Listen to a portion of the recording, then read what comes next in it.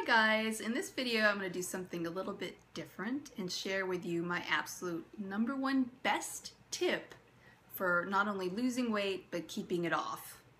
And if you're wondering who the heck is this old chick and what in the world can she teach me about weight loss, I'm going to tell you. I started my own weight loss journey, transformation, whatever flowery term you want to call it, back in March of 2004. This was me right before I got started. I weighed 240 pounds. I had just been laid off from my job. I was a single mom to a 6-year-old boy who was really starting to have extreme social difficulties at school and showing signs of autism. I was getting 0 child support. If you want to talk about having all the odds stacked against you when it comes to getting fit, I had them all. I was stressed, I was depressed, I had very little confidence. Just about the only 2 things I had going for me was the fact that now that I had no job, I had the luxury, quote unquote, of more time to spend actually planning and prepping meals, and I had the support of my younger sister who was doing the plan with me. That's it. Those were the only 2 things. I didn't have a gym membership, couldn't afford a gym membership, had absolutely no fitness equipment at home, couldn't afford it, and didn't even know what to do with it if I had it. I had no personal trainer, there was no nutritionist there to lay things out for me. I had very little experience cooking for myself. Very little. I was lucky that I knew maybe how to boil water and to fry an egg. That was it. And of course, being laid off from my job, I had very little money to spend on groceries. I was actually relying on EBT, which was basically food stamps. I wound up spending, I think, maybe about $7 on a diet book, and I read it and I researched stuff on the internet trying to figure out ways to eat healthier on a budget. So I did some math this morning and figured it's been 4,045 days since I took that first path to feeling, and let's be honest, looking better, I hope anyway. And I gotta tell you, if someone did the math, or if I did the math for me that day and figured out how many days I would need to spend working out and making consistent healthy choices when it came to eating, I would have said, F that, forget it, it's too much.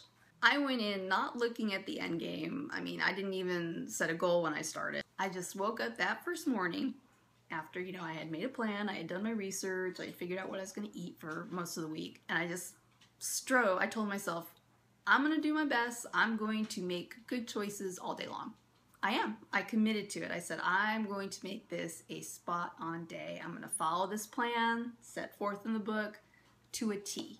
And I woke up the next day, and I did the same thing. And the day after that, and the day after that. Have I been spot on with my nutrition and gotten in a workout every single day for all of those 4,045 days? Heck no. I still struggle with my nutrition on some days. I still struggle to find motivation to get the most toughest workouts done.